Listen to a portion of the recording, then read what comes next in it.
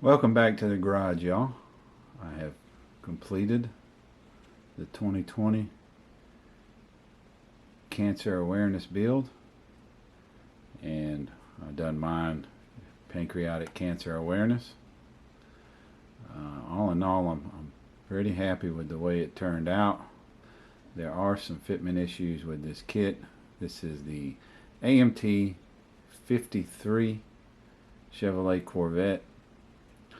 NYS Modeling is doing the same kit. I haven't seen him post a completion build yet. I'm interested to know if he had some of the same issues I did, because mine come out of the Corvette Evolution kit, 5 kits in one, and so I'm interested to know if he had some of the same issues I did with the fitment.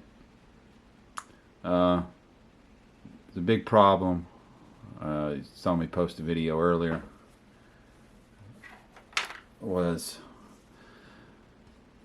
there was a gap up at the top of the firewall that was prohibiting the body from sitting all the way down to the chassis components, especially under the hood. The fender liners weren't touching the inside of the fenders. God, I can't remember who. I want to say that. I could be wrong on what I want to say. It was Fred Henry that said it was the dash too hitting.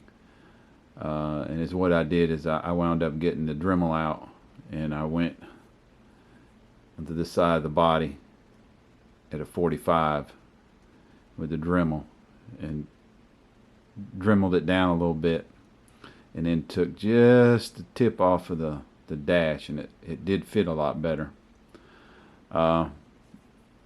Whether that gave me the issue with the windshield or not, I'm quite sure the windshield is supposed to sit completely under the frame or in the frame, but when I tried to do that, I was having a gap down here, so it's sitting just outside the frame. Yeah, it is what it is. I caught hell with it. I even got some glue on the windshield. It's right up here. It's hard to see. You got to be up on it. But it is what it is, and all these little pieces, all those just glue on. Back here, the piece that comes around the bottom is separate from this piece, and glue on fingers. Yeah, I had a couple spots I had to clean up. One of them I got it cleaned up a little bit better than I did the other one. The hood doesn't fit well at all. I don't know how you're supposed to get the hinges put on. The hinges glue under here. Yeah, okay. I even took my sanding sticks and I sanded all the way around this hood to get a better fitment before I ever painted it. And I thought I had enough play in the hood to where it would sit better. I wound up not even gluing the hinges down under the hood, but I did glue the hinge that goes onto the hood to help hold the hood down.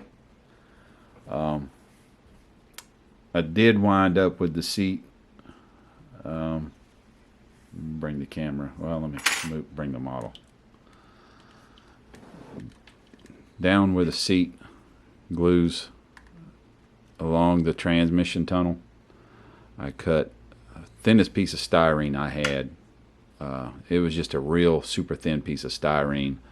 I cut a small sliver out of it, glued it on the bottom of the seat, and it helped kick the seat forward a little bit. The seats really aren't holding the body from going down, but so there was some issues with this kit for sure, but all in all, I'm happy with it. I really like the McGregor wheels on it. I thought it looks really well. When I announced that my entry for this kit, I said, my dad had cancer, so I had pancreatic cancer, and that's kind of where I get the thought of your dad's 70 or 80s hot rod, and that was the thing back then, was Gregor wheels. So that's what I went with. I like the way it turned out, other than that hood not fitting well at all. So if you get this kit, really pay attention to the hood. Get you some good play in it. You might want to sand at a 45 on the hood, going under towards the inside, towards the bottom of the hood, and maybe some areas up here. That way it'll sit flat and stay and won't wobble around on you. I was hoping that by the time I put the hinge on that I wouldn't have that kind of issue, but you know, hey, it is what it is. It's a model kit. Some of them are good and some of them ain't. We ain't gonna talk about AMTs, but I'll get some pictures at the end of the video. Thank y'all for watching. Got Fuel's Model Car Garage, and we'll catch you in the next one.